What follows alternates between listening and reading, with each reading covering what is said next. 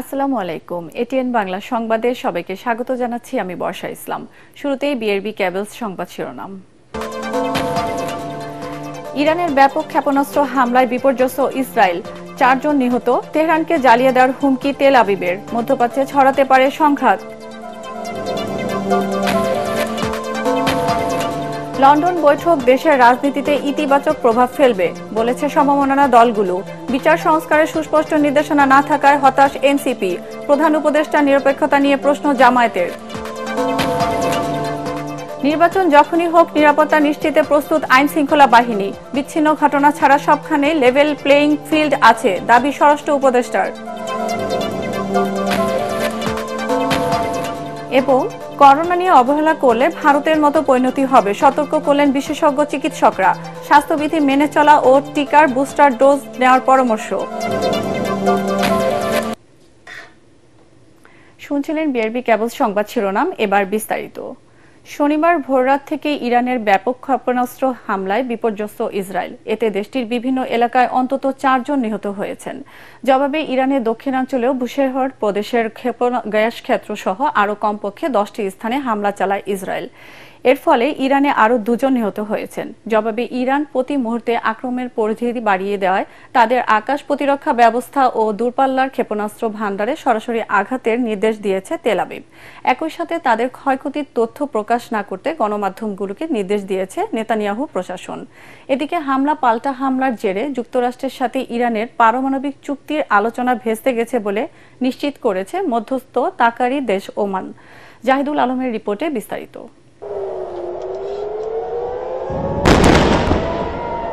ইসরায়েলকে লক্ষ্য করে ইরানের প্রতিশোধমূলক হামলা চলছেই। ইসরায়েলের হামলায় 6 জন পারমাণবিক বিজ্ঞানী এবং 20 জন শীর্ষ সামরিক কর্মকর্তা সহ 78 জন নিহতের ঘটনায় শনিবার সকালেও ক্ষেপণাস্ত্র ও ড্রোন হামলা চালিয়েছে তেহরান। এতে অন্তত 3 জন নিহত হয়েছেন। বিশ্বের সর্বাধুনিক আয়রন ডোমও থামাতে পারছে না ক্ষেপণাস্ত্র বর্ষণ। বিভিন্ন অঞ্চল দেখে মনে হচ্ছে যেন বিধ্বস্ত গাজার প্রতিচ্ছবি। হামলার জেরে তেল আবিবের বেন গুরিয়ন বিমানবন্দর অনির্দিষ্টকালের জন্য বন্ধ ঘোষণা করেছে প্রশাসন। দেশটির নিরাপত্তা বাহিনী বলছে এমন তীব্র হামলা আগে দেখেননি তারা। এদিকে বার্তা সংস্থা এএফপিকে দেয়া সাক্ষাৎকারে ইসরায়েলের প্রতিরক্ষা মন্ত্রী ইসরায়েল কাদস বলেন, ইরান যদি ইসরায়েলে ফের ক্ষেপণাস্ত্র হামলা চালায় তবে তেহরান জ্বালিয়ে দেয়া হবে। তবে ইসরায়েলের হুঁশিয়ারি উড়িয়ে দিয়ে আল জাজিরাকে তেহরান জানায়, আয়াতুল্লাহ আলী খামেনির নির্দেশনা অনুযায়ী ইসরায়েলের বিরুদ্ধে ইরানের পাল্টা হামলা এখনই থামছে না। অন্যদিকে ইরানে ব্যাপক ইসরায়েলি হামলার পর ইরানের সাথে মার্কিন পারমাণবিক চুক্তির সম্ভাবনা বেড়েছে, এমনটাই মনে করেন মার্কিন প্রেসিডেন্ট ডোনাল্ড ট্রাম্প। তবে পারমাণবিক আলোচনা বাধাগ্রস্ত করতেই পরিকল্পিতভাবে এই হামলা চালানো হয়েছে বলে দাবি করেছে ইরানের পররাষ্ট্র দপ্তর। এদিকে শনিবার ভিডিও প্রকাশ করে ইসরায়েল দাবি করে তারা ইরানের ভূমি থেকে ভূমিতে নিক্ষেপযোগ্য ক্ষেপণাস্ত্র লঞ্চারগুলো ধ্বংস করে দিয়েছে। 1980-র দশকের ইরাক ইরান যুদ্ধের পর এটি দেশটির উপর সবচেয়ে বড় আক্রমণ বলে ধারণা করা হচ্ছে। আন্তর্জাতিক বিশ্লেষকরা মনে করছেন ইসরায়েলের বিরুদ্ধে অভিযানে পরবর্তী পদক্ষেপ হিসেবে মধ্যপ্রাচ্যে মার্কিন সামরিক ঘাঁটিতে হামলা চালাতে পারে ইরান। জাহিদুল আলম, এটিএন বাংলা। লন্ডনে প্রধান উপদেষ্টার সঙ্গে বিএনপির ভারপ্রাপ্ত চেয়ারম্যান তারেক রহমানের বৈঠকের ফলে সরকার বিএনপির মধ্যকার টানাপোড়েন কাটিয়ে রাজনৈতিক স্থিতিশীলতা ফিরাবে বলে মনে করছেন সমমনা রাজনৈতিক দলগুলো। তবে জাতীয় নির্বাচনের পাশাপাশি যৌথ ঘোষণায় গণহত্যার বিচার সংস্কারের বিষয়ে সুস্পষ্ট নির্দেশনা না থাকায় হতাশ এনসিপি। এদিকে জামায়াত ইসলাম বলছে, বিদেশের মাটিতে একটি নির্দিষ্ট দলের সঙ্গে বৈঠক করে জাতীয় নির্বাচনের বিষয়ে সিদ্ধান্ত নেওয়া প্রধান উপদেষ্টার নিরপেক্ষতাকে ক্ষুণ্ণ করেছে। রিপোর্ট করছেন আদিন সজীব। লন্ডনের এই বৈঠকের দিকে তাকিয়েছিল পুরো বাংলাদেশ। প্রধান উপদেষ্টা ডক্টর মোহাম্মদ ইউনূস আর বিএনপির ভারপ্রাপ্ত চেয়ারম্যান তারেক রহমানের মধ্যে বৈঠকে জাতীয় নির্বাচন নিয়ে টানাপোড়েন কেটে যাওয়ার খবর অনেকের মাঝে স্বস্তি এনে দিলেও তা নিয়ে আক্ষেপও আছে নানা মহলে। আবহাওয়াটা খুব ভালো। বিচার ও সংস্কারের সুস্পষ্ট দিক নির্দেশনা না দিয়ে জাতীয় নির্বাচনের বিষয়ে সমঝোতা জুলাই আকাঙ্ক্ষার বিপরীত বলছে জাতীয় নাগরিক পার্টি এনসিপি। তবে সরকার ও বিএনপির উভয় পক্ষের ছাড় দেওয়ার মানসিকতাকে ইতিবাচক বলছে নাগরিক ঐক্য। একটা ব্লকের মতো হয়ে গেছিল, ডেডলকের মতো।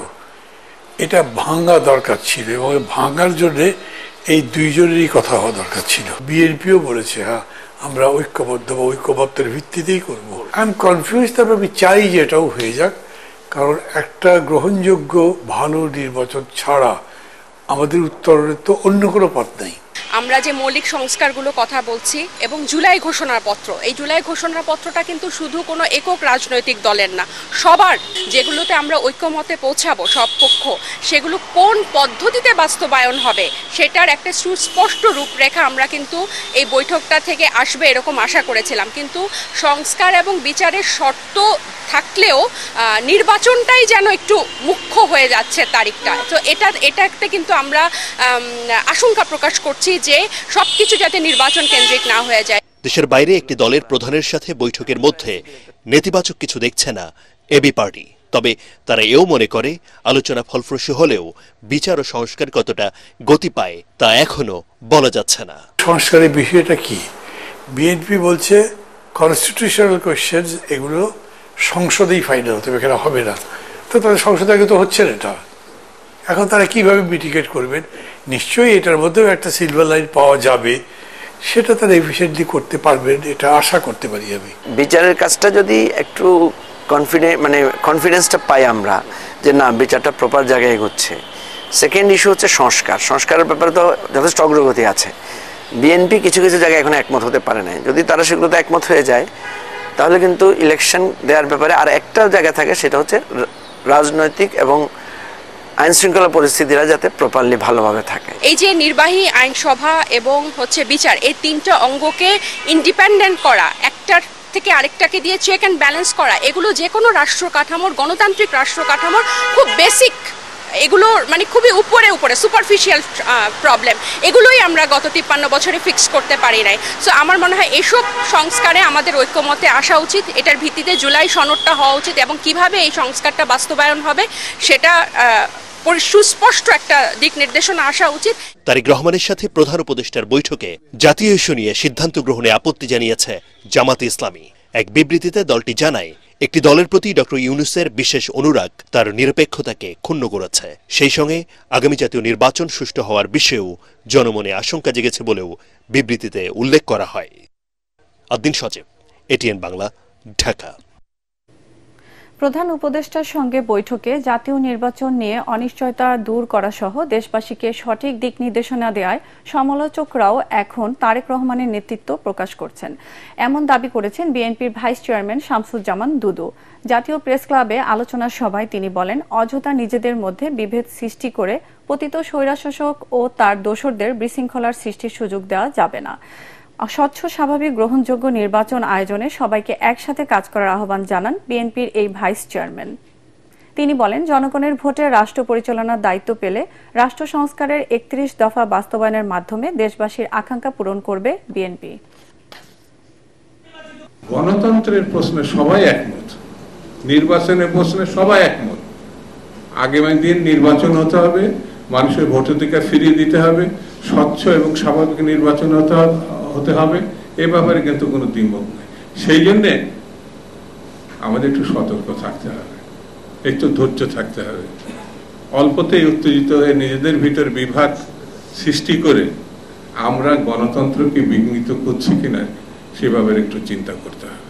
তারেক রহমান, তার প্রতি মানুষের যে আস্থা, বিশ্বাস, এটা অভূতপূর্ব।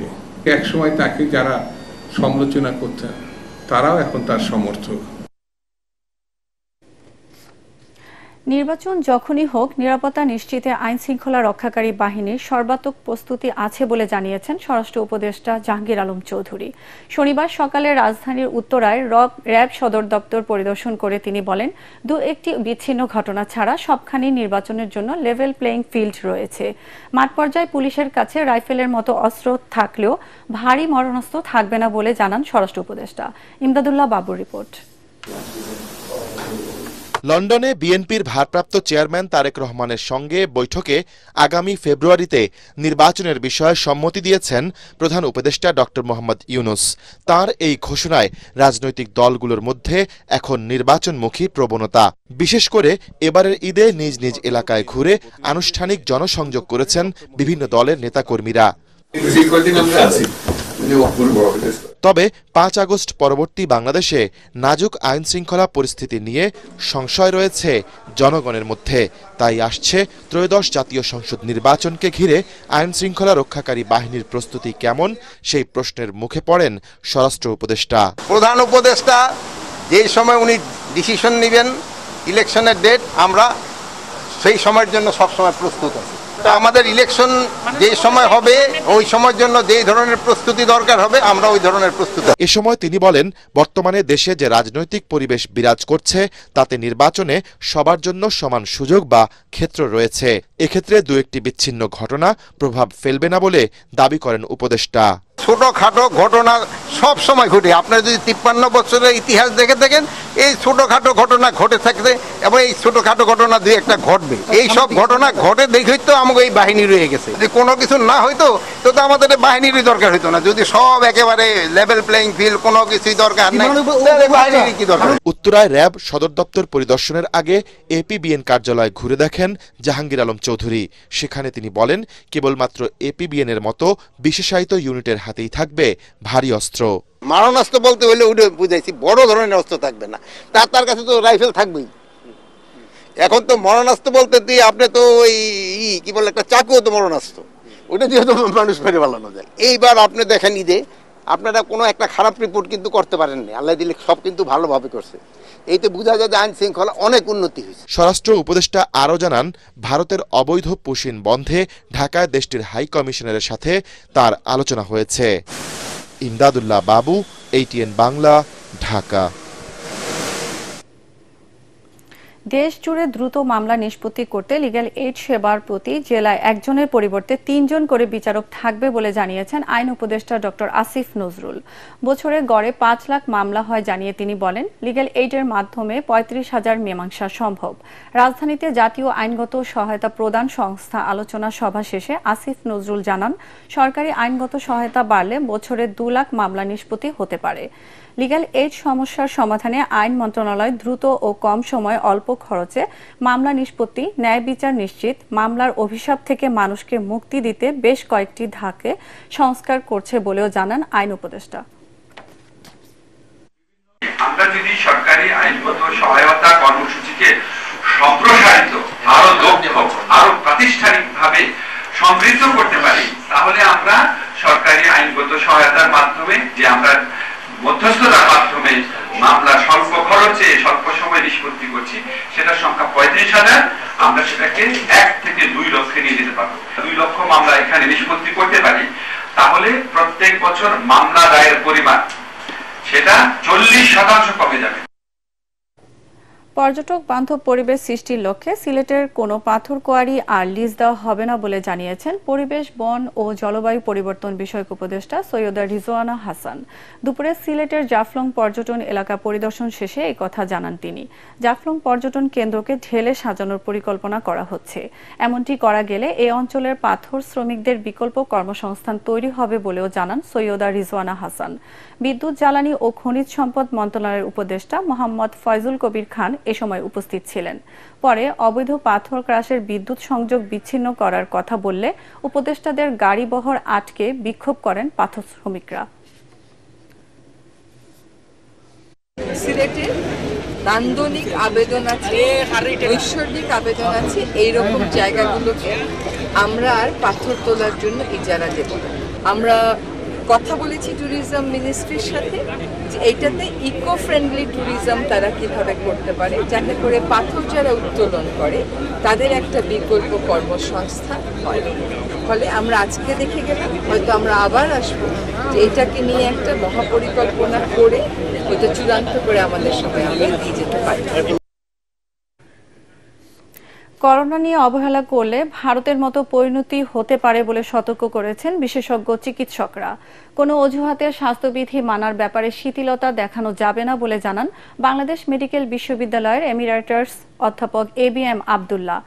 আর জনস্বাস্থ্য বিশেষজ্ঞ ডক্টর মুস্তাক হোসেন বলেন, 6 থেকে 1 বছরের মধ্যে টিকার কার্যকারিতা শেষ হয়ে যায়। তাই অবিলম্বে বয়স্ক ও জটিল রোগে আক্রান্তদের করোনা টিকার বুস্টার ডোজ নেওয়ার পরামর্শ দেন তিনি। মিজান শাহজাহানের রিপোর্ট। করোনাকালীন ঘরবন্দি জীবন থেকে মুক্ত হয়ে বেশ কয়েক বছর যাবৎ মুক্ত জীবনযাপন করছিল বিশ্ববাসী। হঠাৎ নতুন ধরনের ভ্যারিয়েন্টের আক্রান্ত ও মৃত্যুর খবর সেই মুক্ত জীবনে আবারও দেখা দিয়েছে আতঙ্ক। এরই মধ্যে প্রতিবেশী রাষ্ট্র ভারতে আক্রান্ত ছাড়িয়েছে 8,000। বাংলাদেশেও প্রতিদিন শনাক্ত হচ্ছে নতুন রোগী, এরই মধ্যে মারা গেছেন কয়েকজন। এ অবস্থায় বিশেষজ্ঞরা বলছেন, আবারও সময় এসেছে স্বাস্থ্যবিধি মেনে চলার। কোনো ধরনের অবহেলা বড় ধরনের বিপর্যয়ের কারণ হতে পারে বলেও আশঙ্কা দেশের এই প্রখ্যাত মেডিসিন বিশেষজ্ঞের। স্যানিটাইজার ব্যবহার করতে পারে না, বিশেষ করে বাইরে গেলে কোনো কিছু ধরলে এই স্যানিটাইজার এটা ব্যবহার করলেও কিন্তু এর থেকে প্রোটেকশন কিন্তু আমাদের দেবে। এটাই সবচেয়ে জরুরি আর কি। হলো মাস্ক পরতে হবে, হাত ধোয়ার চর্চাটা চালু রাখতে হবে আর কি, আর জনসমাগম এড়িয়ে চলতে হবে। তিনটেই হলো সবচেয়ে জরুরি। জনস্বাস্থ্য বিশেষজ্ঞরা বলেন, স্বাস্থ্যবিধি মানার পাশাপাশি বয়স্ক ও জটিল রোগীদের আবারও টিকার বুস্টার ডোজ নিতে হবে। তবে তা হতে হবে বিশ্ব স্বাস্থ্য সংস্থার সুপারিশের ভিত্তিতে। কোনোভাবেই মেয়াদোত্তীর্ণ টিকা যেন পুশ করা না হয়। করোনার টিকা 6 মাস পরে এর ক্ষমতা কমতে থাকে। বিশেষ করে 1 বছর দেরি যাদের হয়ে গেছে তাদের টিকা নেওয়া উচিত। এবং গুরুতরভাবে অসুস্থ হওয়ার ঝুঁকি আছে, 60 বছরের বেশি বয়স কিংবা গর্ভবতী নারী বা দীর্ঘদিন ধরে ডায়াবেটিস, উচ্চ রক্তচাপ, অ্যাজমা, ক্যান্সার, কিডনি সমস্যায় ভুগছেন বা এমন ওষুধ খাচ্ছেন, কেমোথেরাপি নিচ্ছেন যার জন্য তার রোগ প্রতিরোধ ক্ষমতা কমে গেছে, তাদেরকে টিকা অবশ্যই আগে নেওয়া উচিত। শিশুদেরও রোগ প্রতিরোধ ক্ষমতা কমে, কিন্তু কোভিডে শিশুরা খুব একটা গুরুতর অসুস্থ হচ্ছেন না, কাজে শিশুরাই তালিকা থেকে বাদ। বিশেষজ্ঞরা বলেন, 2020 সালে করোনার বিষয়টিকে হালকাভাবে নেয় পরিস্থিতি নিয়ন্ত্রণের বাইরে চলে যায়, প্রাণহানি হয় অনেকের। তাই এবার সেই ভুল না করার পরামর্শ তাদের। মিজান শাহজাহান, ATN বাংলা, ঢাকা। রাজনৈতিক মতভেদ থাকলেও আওয়ামী লীগ প্রসঙ্গে সব রাজনৈতিক দল এক হয়ে কাজ করবে বলে মন্তব্য করেছেন বিএনপির জাতীয় স্থায়ী কমিটির সদস্য বেগম সলিমা রহমান। শনিবার রাতে ATN বাংলার ইস্পাহানী মির্জাপুর শুভরাত্রি অনুষ্ঠানে তিনি একথা বলেন। সুষ্ঠু নির্বাচন আয়োজন করতে হলে অন্তর্বর্তী সরকারকে কিছু কাঠামোগত পরিবর্তন করতে হবে মন্তব্য করে চলতি জুলাইয়ের মধ্যে জুলাই সনদ প্রকাশ করা হবে বলে জানান তিনি।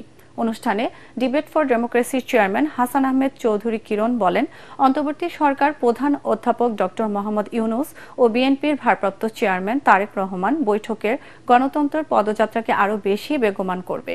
আরও জানাচ্ছেন মুশফিকুর রহমান।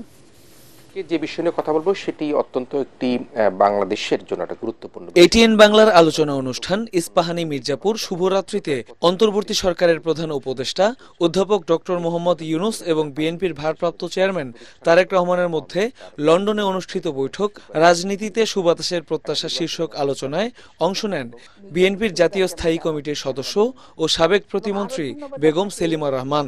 ATN বাংলার বার্তা বিভাগের পরিচালক ও ডিবেট ফর ডেমোক্রেসির চেয়ারম্যান হাসান আহমেদ চৌধুরী কিরণের সঞ্চালনায় অনুষ্ঠানে নির্বাচন সহ দেশে চলমান রাজনৈতিক নানা দিক উঠে আসে।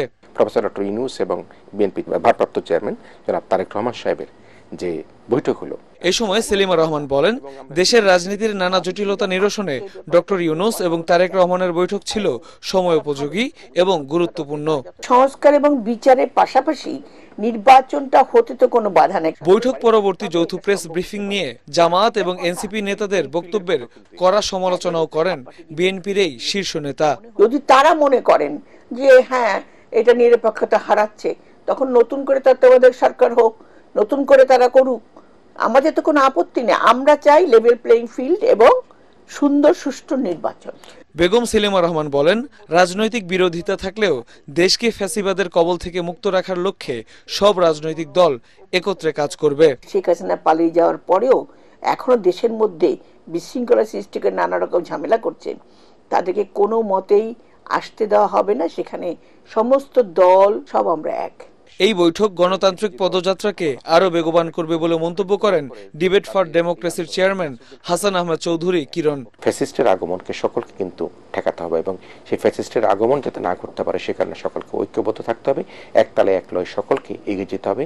বাংলাদেশ যেভাবে গণতন্ত্রের অগ্রযাত্রার দিকে এগিয়ে যাচ্ছে, প্রফেসর ডক্টর ইউনূস যেভাবে চেষ্টা করছেন, জনাব তারেক রহমান যেভাবে চেষ্টা করছেন, জামাত যেভাবে চেষ্টা করছেন, এনসিপির ছাত্র সংগঠনের নেতৃত্ব যেভাবে চেষ্টা করছেন, বাম রাজনৈতিক দলগুলো যেভাবে চেষ্টা করছে, সেই চেষ্টাগুলোর একটা ঐক্যবদ্ধ প্রচেষ্টার মাধ্যমে আমরা বাংলাদেশের লাল সবুজের পতাকাকে আবারও তুলে ধরব।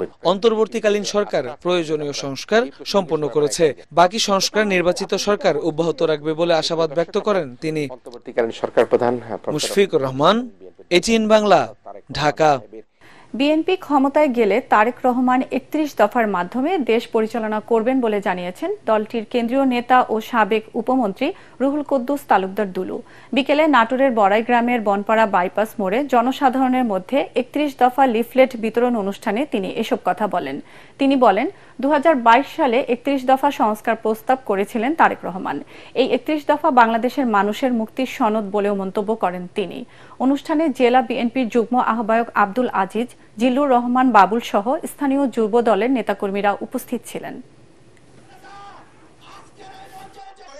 তারেক রহমান প্রধানমন্ত্রী হলে, বিএনপি ক্ষমতায় গেলে এই ৩১ দফা দিয়ে বাংলাদেশের কৃষক, শ্রমিক, আইনজীবী, তারপরে বিচার, গণতন্ত্র এবং বাংলাদেশের যা কিছু আছে, এই যে আমরা এখানে একত্রিত হয়েছি, সব কিছুর মধ্যে ৩১ দফা, এই ৩১ দফা হচ্ছে বাংলাদেশের মানুষের মুক্তির সনদ।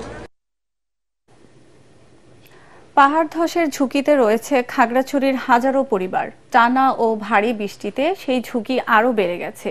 এতে আতঙ্কে রয়েছেন পাহাড়ে বসবাসকারীরা। এরপরও বসতি ছেড়ে সেখান থেকে সরে যেতে রাজি হচ্ছেন না তারা। প্রশাসনের পক্ষ থেকে কয়েকটি পরিবারকে আশ্রয় কেন্দ্রে সরিয়ে নিলেও তারা আবারও ফিরছেন বাড়িতে। খাগড়াছড়ি প্রতিনিধি আবু দাউদের রিপোর্ট, জানাচ্ছেন খায়রুল ইসলাম। বিভিন্ন স্থানে আকস্মিক পাহাড় ধস হওয়ার আশঙ্কা রয়েছে। টানা বৃষ্টিতে পাহাড় ধসে এখন পর্যন্ত খাগড়াছড়িতে বড় ধরনের দুর্ঘটনার খবর নেই, তবে ছোটখাটো পাহাড় ধসের ঘটনা লেগেই আছে।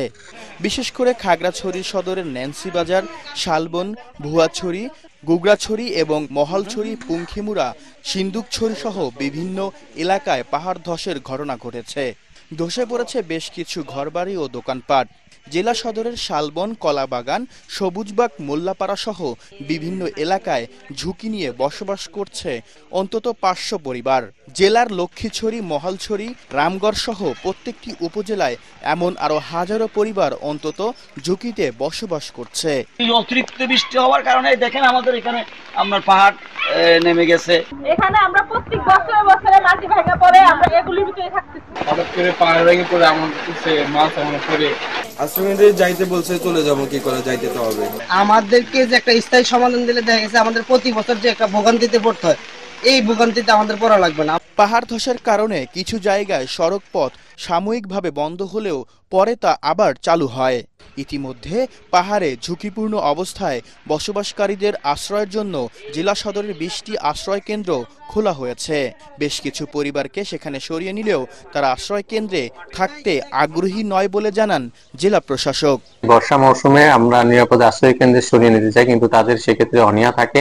তারা যদি আমাদেরকে অনুরোধ জানান যে তারা পুনর্বাসিত হতে চান, সেক্ষেত্রে আমরা প্রয়োজনীয় উদ্যোগ গ্রহণ করব। পাহাড়ের ঝুঁকিতে বসবাসকারীদের জন্য স্থায়ী আবাসনের ব্যবস্থা করার দাবি জানিয়েছেন স্থানীয় পরিবেশ সচেতন বাসিন্দারা। Bureau report, ATN Bangla. এবার আন্তর্জাতিক সংবাদ।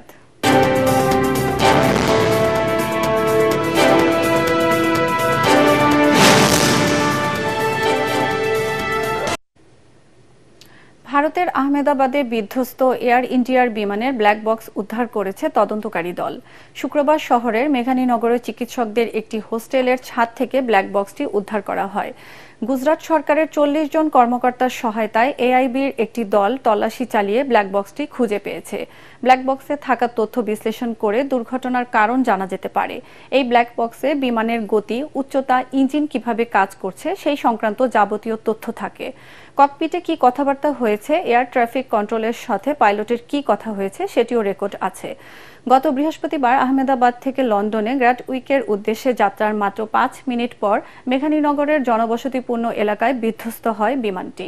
বিমানে মোট ২৪২ জন যাত্রীর মধ্যে ২৪১ জনের মৃত্যু হয়। এই ঘটনায় এখন পর্যন্ত প্রাণহানির সংখ্যা ২৯৫ জনে দাঁড়িয়েছে। ইসরায়েলের ইরান যুদ্ধের পরিস্থিতির মধ্যে উত্তর কোরিয়ার সর্বোচ্চ নেতা কিম জং উন একটি নতুন অস্ত্রাগার কারখানা পরিদর্শন করেছেন। পাশাপাশি কামানের গোলা উৎপাদন বৃদ্ধির আহ্বান জানিয়েছেন তিনি। তার কন্যা ও সামরিক কর্মকর্তাদের সাথে নিয়ে উত্তর কোরিয়ার সর্বোচ্চ এই নেতা নতুন অস্ত্রাগারটি পরিদর্শন করেন। রাষ্ট্রীয় সংবাদ সংস্থা KCNA তথ্য জানিয়েছেন। পরিদর্শনের সময় কিম জং উন বলেন, আধুনিক যুদ্ধ পরিস্থিতির চাহিদা মেটাতে নতুন ধরনের শক্তিশালী শেলের উৎপাদন বাড়ানো প্রয়োজন। তবে কারখানাটির নাম বা অবস্থান জানানো হয়নি। এদিকে উত্তর কোরিয়ার পক্ষ থেকে রাশিয়ার ইউক্রেন যুদ্ধে কোনো সরাসরি সমর্থনের কথা বলা না হলেও পিয়ংইয়ং ও মস্কো উভয় পরোক্ষ সামরিক সহযোগিতার কথা স্বীকার করেছে। চলচ্চিত্র শিল্পী সমিতির সিনিয়র ভাইস প্রেসিডেন্ট চিত্রনায়ক DA তাইব পরিচালিত ও অভিনীত ডক্টর তাইব ফাদ রহস্যের চাদরে ঢাকা নাটকের মহরত ও সাংস্কৃতিক অনুষ্ঠান সম্পন্ন হয়েছে। এ সময় কবি নওশের আলী খান, ইউসুফ জাই ও রাহিমুন্নেসা চৌধুরানীর স্মরণে কবিতা পাঠ শেফালী দাস রচিত হিরো আমার গ্রন্থের মোড়ক উন্মোচন করা হয়। টাঙ্গাইলের মির্জাপুর উপজেলার পাকুল্লা চৌধুরী বাড়ি কুইন ভিলায় আয়োজিত অনুষ্ঠানে প্রধান অতিথি ছিলেন চলচ্চিত্র শিল্পী সমিতির সিনিয়র ভাইস প্রেসিডেন্ট চিত্রনায়ক DA তাইব। বিশেষ অতিথি ছিলেন চলচ্চিত্র প্রযোজক ও মির্জাপুর উপজেলা পরিষদের মহিলা ভাইস চেয়ারম্যান মাহবুবা শাহরিন, ২ নং Jamurki union parishad chairman DA Matin সহ আরো অনেকে।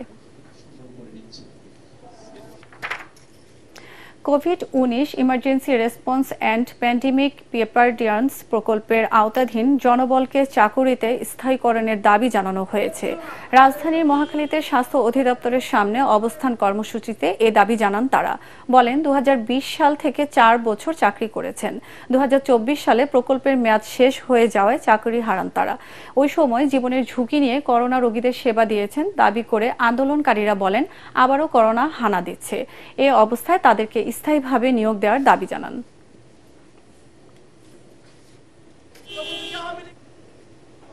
এবার খেলার খবর।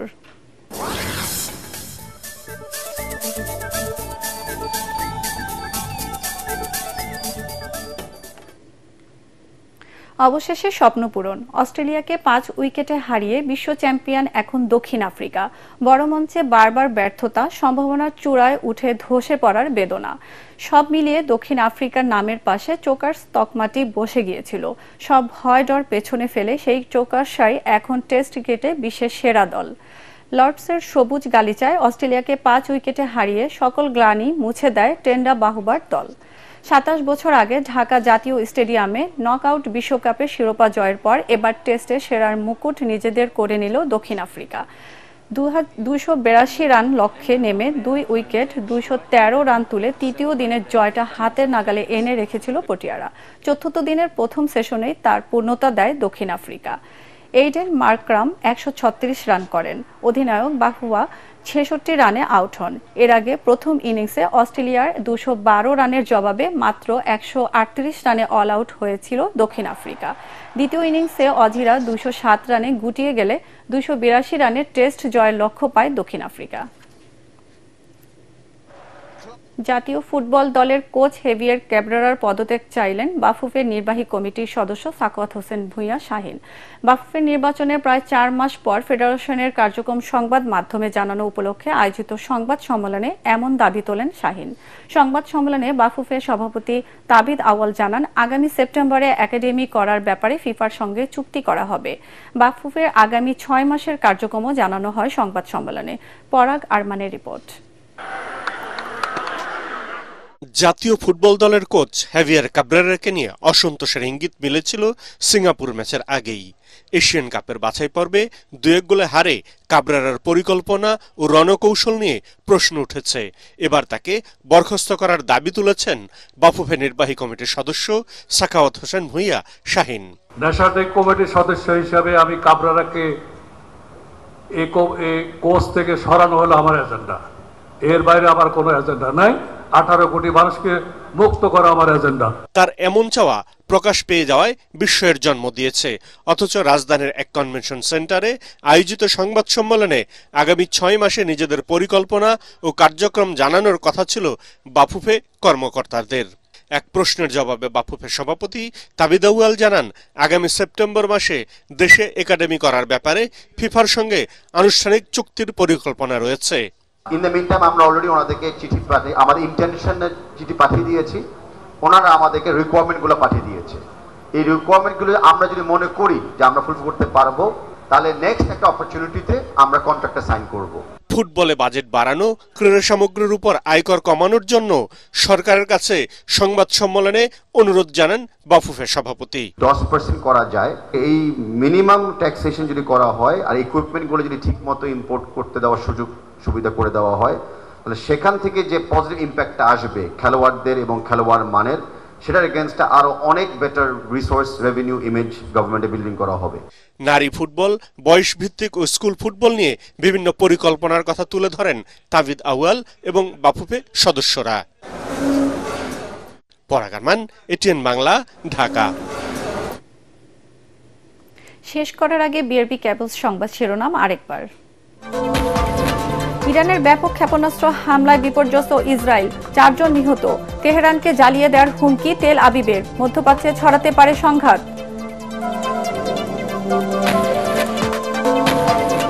লন্ডন বৈঠক দেশের রাজনীতিতে ইতিবাচক প্রভাব ফেলবে বলছে সমন্বয়মনা দলগুলো।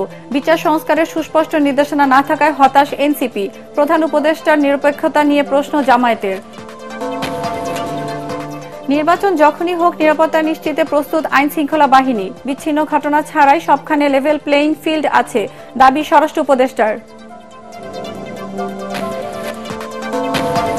এবং করোনা নিয়ে অবহেলা করলে ভারতের মতো পরিণতি হবে, সতর্ক করলেন বিশেষজ্ঞ চিকিৎসকরা।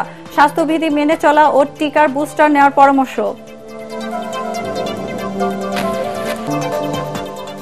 দর্শক, পরবর্তী সংবাদ দেখার আমন্ত্রণ জানিয়ে এখনকার মতো শেষ করছি।